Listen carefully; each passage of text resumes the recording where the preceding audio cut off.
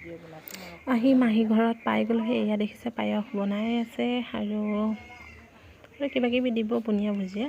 আৰু এয়া মাহী ঘৰৰ মোৰ সকলোতকৈ ভাল লগা ফুলকেইজোপা। আৰু এই বাৰান্দাখনত বহাৰ লগে লগে বহুত ভাল লাগে ফুলখিনি।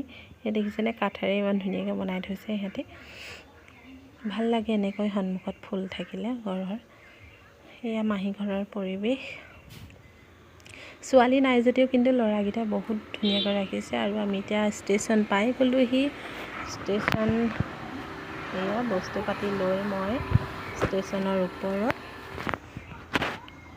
আৰু এয়া ষ্টেচন দুবিয়া ষ্টেচন। আৰু দুবিয়া ষ্টেচনৰ ওপৰতে মাহীহঁতৰ নতুন দোকানখন খুলিব গৈ আছে। এয়া আৰু ময়ো ধুনীয়াকৈ ওলাই গৈ আহিছোঁ আৰু অকণমান।